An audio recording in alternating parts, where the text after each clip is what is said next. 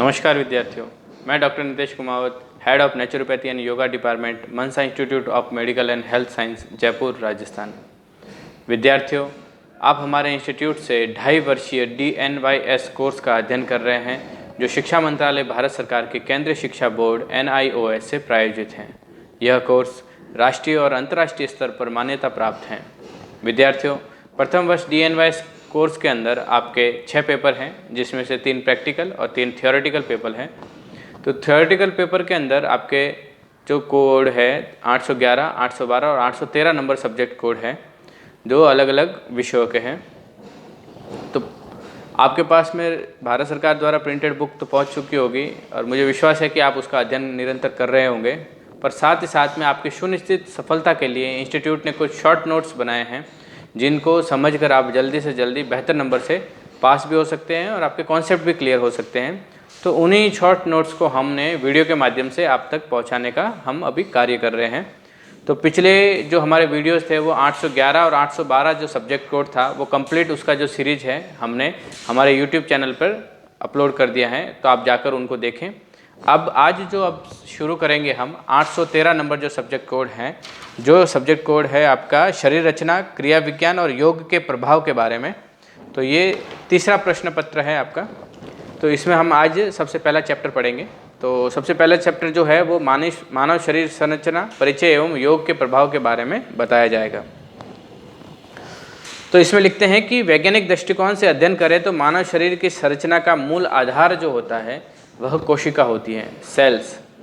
जो कोशिकाओं के बारे में हम बात करते हैं, तो सबसे पहले जानना जरूरी है कि जो मानव शरीर की रचना और मानव शरीर की जो क्रिया है, उनको मेडिकल टर्म्स में एनाटॉमी और फिजियोलॉजी कहा गया है। जो रचना विज्ञान है शरीर का, उसे एनाटॉमी कहते हैं, और जो शरीर का क्रिया विज्ञान है उसे फिजियोलॉजी कहते हैं। तो फिजियोलॉजी और एनाटॉमी के बारे में हम जानेंगे कि सबसे पहले एनाटॉमी में कहते हैं कि हमारा शरीर कोशिका, ऊतक, तंत्र, अस्थियाँ, संधि आदि से मिलकर बना है। इस प्रकार शरीर की रचना का अध्ययन शरीर रचना विज्ञान कहलाता है। तो इसमें हम समझ सकते हैं कि विज्ञान की वह शाखा जिसके अंदर शरीर की रचना का विज्ञान विशेष रूप से पढ़ा जाता है, उसे एनाटॉमी कहते हैं। अगला जो क्रिया है वो शरीर क्रिया विज्ञान के बारे में। शरीर क्रिया विज्ञान में बताया जाता है कि शरीर में अंगों को मिलकर जो तंत्र बनता है, उन तंत्र का अपना एक निर्धारित कार्य होता है जो निरंतर करते रहते हैं। तो उन अंगों के कार्यों के बीच में जो भी क्रियाकलाप होता है, वो सारी प्रोसेस जिसके अंदर पढ़ी जाती हैं वह फिजियोलॉजी कहलाती हैं। अर्थात विज्ञान की वह शाखा जिसमें शरीर के आंतरिक अंगों के आपसी क्रियाओं का अध्ययन जिसमें किया जाता है, उसे फिजियोलॉजी कहते हैं। तो शरीर रचना किस प्रकार से होती है, इसका जानना बहुत ज़रूरी है कि कैसे शरीर शुरू होकर कैसे एक संस्थान के तरफ और कैसे एक शरीर के रूप में परिवर्तित हो जाता है। तो सबसे पहले जो जीवन उत्पन्न होता है वो एक पहली कोशिका से होता है, एक सिंगल सेल से होता है। एक कोशिका से बहुत सारी कोशिकाएं बनती है, बहुत सारी कोशिकाएं ऊतक के रूप में जानी जाती हैं। जब बहुत सारे ऊतक मिलकर किसी स्पेसिफिक शेप में ढल जाते हैं तो उसे अंग कहा जाता है, ऑर्गन कहा जाता है। और वही ऑर्गन बहुत सारे दूसरे अन्य ऑर्गन के साथ में आपसी संबंध के कारण जो एक सिस्टम बनाते हैं, उसे जो ऑर्गन का जो सिस्टम है, हम वो जो सिस्टम कहलाते हैं, शरीर का जो सिस्टम कहते हैं उसे। फिर यही सिस्टम सारे चीज़ें आपस में मिलकर एक शरीर को बनाते हैं। तो इस प्रकार ये पूरी प्रोसेस जो है वो कोशिका से शुरू होती है। तो स्वाभाविक है कि कोशिका के बारे में और जानना चाहिए।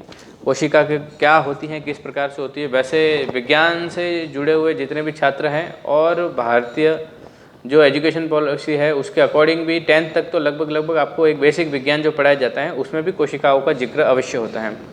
तो सबसे पहले कोशिकाओं के बारे में जानेंगे कि शरीर की सबसे सूक्ष्मतम इकाई कोशिका कहलाती है। सबसे छोटी से छोटी इकाई कोशिका कहलाती है। तो कोशिकाएं मुख्य रूप से 2 प्रकार की मानी गई हैं, एक तो है सजीव कोशिका, एक है निर्जीव कोशिका। तो जो मानव शरीर में सजीव कोशिकाएं पाई जाती हैं, तो प्रत्येक कोशिकाओं का अपना अलग अलग कार्य होता है और ये एनर्जी को रिलीज करने का भी कार्य करती हैं।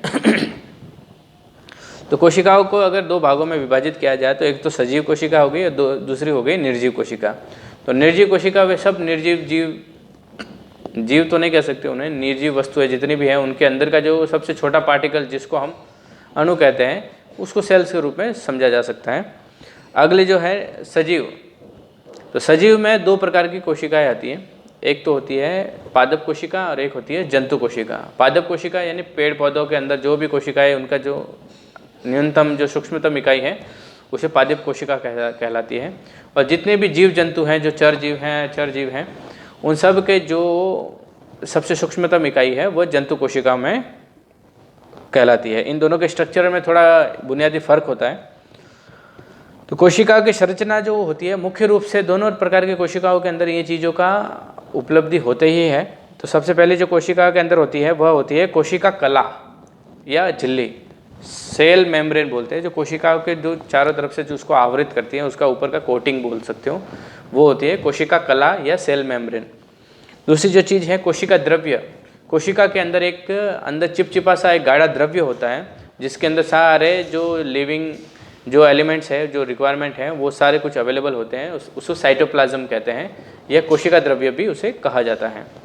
अगले जो चीज़ है न्यूक्लियस, केंद्रक, जो हर कोशिकाओं के बीच में सेंट्रल में केंद्रक होता है, केवल आरबीसी को छोड़कर। तो ये केंद्रक जो होता है इस कोशिका के जीवंत बनाए रखता है। उसी के अंदर, उस केंद्रक के अंदर, उस न्यूक्लियस के अंदर सारी जीवन की जो डीएनए फॉर्मेशन जो होती है, शरीर की जीवन घटक जो है वो उसके अंदर उपलब्ध होता है। तो कोशिका कला के बारे में समझेंगे कि प्रत्येक कोशिका को बाहर से घेरने वाला जो आवरण है कोशिका कला कहलाता है। कोशिका कला का मूलभूत कार्य जो है कोशिका के बाहरी संरचनात्मक और सुरक्षात्मक आवरण प्रदान करना। अगली जो चीज़ है कोशिका द्रव्य। प्रत्येक कोशिका के अंदर गाढ़ा चिपचिपा द्रव्य भरा होता है, जिसे साइटोप्लाज्म कहते हैं। और ये इतना महत्वपूर्ण है कि इसे ही जीवन रस के नाम से जाना जाता है। तो उसके अंदर, साइटोप्लाज्म के अंदर बहुत सारी चीज़ें होती हैं जिनसे मिलकर ये चीज़ें बनती हैं। जो गाढ़ा द्रव्य होता है उसके अंदर और भी बहुत सारी शरीर की आवश्यक चीज़ें होती हैं, जिसमें एक चीज़ होती है एंडोप्लाज्मिक रेटिकुलम। तो एंडोप्लाज्मिक रेटिकुलम जो है एक जाल जैसे संरचना होती है, जिसका प्रमुख कार्य जो होता है कि पेशियों में जो आवेग आता है उसको ग्रहण करती है, जो इम्पल्स को है ना उसको एब्जॉर्ब करती है वो अपने अंदर। दूसरा जो है गोल्गी बॉडी या गोल्जी उपकरण भी बोला जाता है उसे। तो ये कोशिकाओं के समूह के रूप में होते हैं, ये एक जगह अलग अलग नहीं होता, ये समूह के रूप में रहते हैं और कोशिकाओं की जो अंदर की जो इंटरनल रासायनिक क्रिया है उसमें भाग लेते हैं। तीसरी चीज़ है माइटोकॉन्ड्रिया। माइटोकॉन्ड्रिया सबसे महत्वपूर्ण चीज़ है। जैसे हमारे घर के अंदर ऊर्जा जो आती है, जो लाइट आती है, जो रोशनी आती है, जो करंट आ रहा है, जो इलेक्ट्रिसिटी आती है, वो सारी चीज़ें जो होती है ना कहीं एक मेन सोर्स से जुड़ी होती है जो इसका उत्पादन करती हैं। यदि कहीं पे लाइट जाए तो कई लोग, लाइट चली जाए या इलेक्ट्रिसिटी कट हो जाए तो कई लोगों के घर पे जो बैटरी बैकअप होता है, कई लोगों के घर पे या फिर दुकानों के अंदर जनरेटर होता है। तो ठीक इसी प्रकार से हमारे शरीर के अंदर, जो हमारी कोशिका के अंदर जो एक जनरेटर का या ऊर्जा उत्पादन करने का जो काम होता है उसको माइटोकॉन्ड्रिया कहते हैं। माइटोकॉन्ड्रिया एक ऐसी संरचना है जिसे सेल्स का पावर हाउस कहा जाता है। ठीक है, तो ये क्या करता है, कोशिका के अंदर इसी अंग से ग्लूकोज का ऑक्सीकरण होकर एटीपी के रूप में ऊर्जा मुक्त होती है। यही एक प्रोसीजर है जिसके अंदर से ऊर्जा का मुक्तिकरण संभव हो पाता है कोशिका के लिए। फिर इसके बाद में एक और संरचना आती है, वो संरचना है लाइसोसोम। लाइसोसोम जो होता है ये प्रोटीन और कार्बोहाइड्रेट के बड़े अणुओं को तोड़कर छोटे कर हमारे शरीर के उपयोगी बनाते हैं। और ये अंडाकार और थैली के रूप में ये मोस्टली अपने कोशिका द्रव्य के अंदर पाए जाते हैं। तीसरी जो संरचना हमने पढ़ी थी केंद्रक, न्यूक्लियस, उसके बारे में हम जानेंगे। तो कोशिका के मध्य में बड़ी और गोल संरचना होती है एक, जो मानव शरीर में उपस्थित आरबीसी सेल्स के अतिरिक्त प्रत्येक कोशिका में होती ही है। आरबीसी के अंदर नहीं होती हैं, ये ध्यान रखना है कि आरबीसी के अंदर, कोशिका के अंदर न्यूक्लियस नहीं होता है।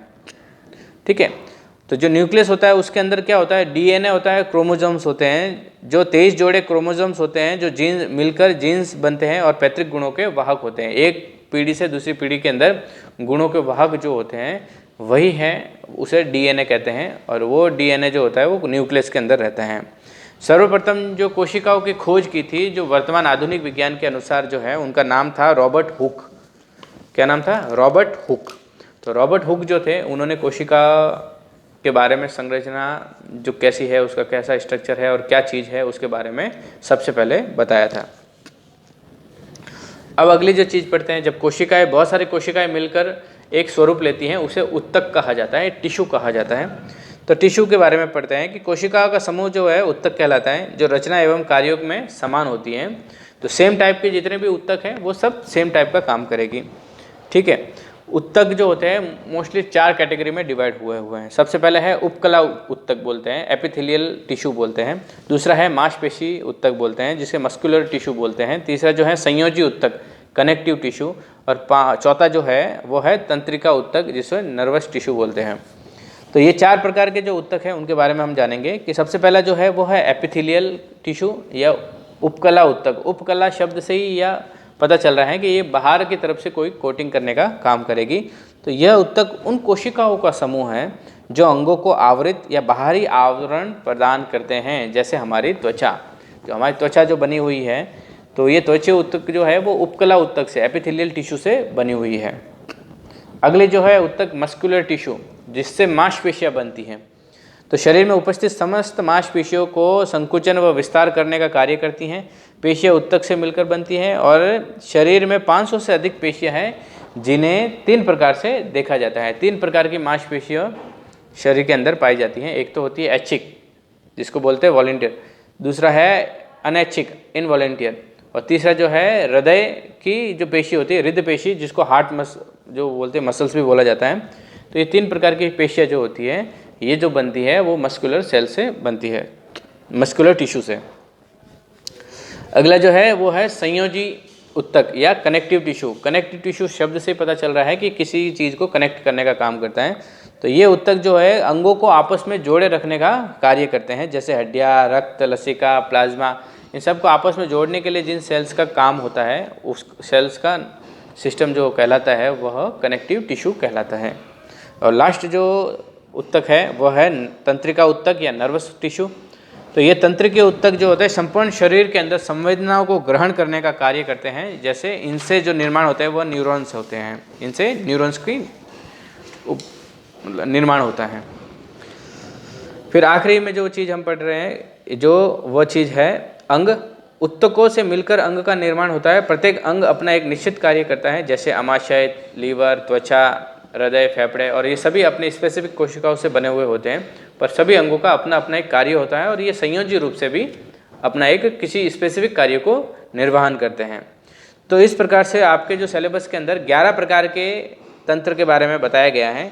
तो 11 प्रकार के तंत्र कौन से हैं? पहला जो है वह है अस्थि तंत्र, स्केलेटल सिस्टम। दूसरा पेशीय तंत्र, मस्कुलर सिस्टम। तीसरा है त्वचा तंत्र, जिसे कहते हैं इंटेग्यूमेंट्री सिस्टम। चौथा जो है वो पाचन तंत्र, ये डाइजेस्टिव सिस्टम। फिर 5वां जो है वह है श्वसन तंत्र, जिसे रेस्पिरेटरी सिस्टम कहा जाता है, श्वसन से रिलेटेड तंत्र है ये। फिर 6ठा जो है उत्सर्जन तंत्र है, एक्सक्रिएटरी सिस्टम। शरीर से जो गंदगियाँ है उसको बाहर निकालने के लिए जो जो तत्व काम करते हैं उसको एक्सक्रिएटरी सिस्टम के अंदर आते हैं वो। फिर 7वां आता है रक्त परिसंचरण तंत्र या ब्लड सर्कुलेटरी या कार्डियोवैस्कुलर सिस्टम कहा जाता है। फिर 8वां जो है लसिका या प्रतिरक्षा तंत्र है, इसे कहते हैं लिम्फेथेटिक या इम्यून सिस्टम। फिर आता है तंत्रिका तंत्र, तंत्रिका यानी नर्वस सिस्टम, तो नर्वस सिस्टम इसके अंदर आता है।